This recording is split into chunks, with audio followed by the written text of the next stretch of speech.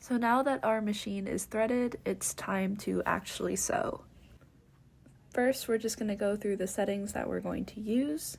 So we're going to start by doing a straight stitch. So we want to make sure our dial is on straight stitch. For length, we want to be somewhere between a 2 and a 3. Our width should be 0. Our needle position should be center.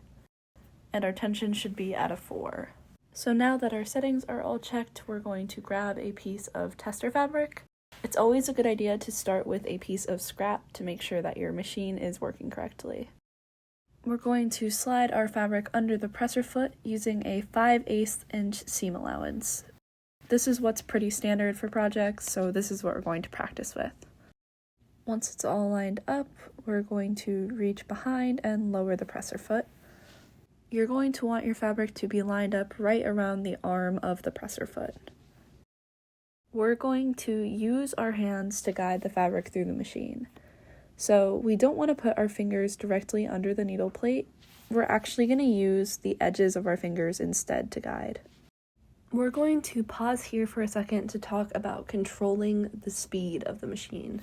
As we talked about in the machine parts video, the presser foot is what is responsible for controlling the speed of the machine. To use the presser foot, we're just going to squarely line our foot up and gently press down. A little bit of pressure goes a really long way, so it's always better to start gentler and then add more pressure. Now that we're all lined up, we're going to do a couple of stitches forward. 2 or 3 stitches should be about right. We want the back of the presser foot to be about lined up with the edge of the fabric. And now we're going to pause and do the same number of stitches but backwards by pressing and holding the reverse button. You'll want to be careful to make sure that you don't go off the back edge. This is a process called backstitching, and it's something that you should do every time you start or finish a line of stitching. In hand sewing, you tie a knot to hold your threads in place. In machine sewing, you backstitch. By doing 2 or 3 passes over the same area of stitching, it holds it in place. The method that I just showed you is the traditional way to backstitch, but it's definitely not the only way to backstitch. I tend to find that the cheat way that I'll show you in the second part of this video works better for me. So now that we've done our backstitch, we're just going to continue to straight stitch all of the way across. Moving slower gives you a lot more control over your stitches, and we're going to try to keep the edge of our fabric lined up with the guideline on the far side. And we're just going to continue stitching until we get all the way across. Once you get to the point where your presser foot is about even with the front of the fabric, like it is here, you're going to want to stop again. And we're going to repeat the same back stitching process where we press and hold the lever and go back 3 or 4 stitches. Then we're going to release the lever, go forward the same number of stitches, and then you will be fully done stitching. We want to make sure that our needle is back in the highest or neutral position before we lift the presser foot.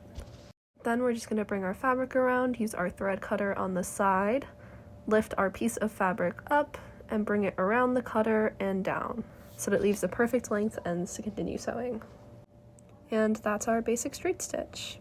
You can repeat the same process for longer pieces of fabric. The zigzag stitch is really only used in the middle of fabrics like this if the material is stretchy, but I wanted to demonstrate the process using a different stitch where width does matter.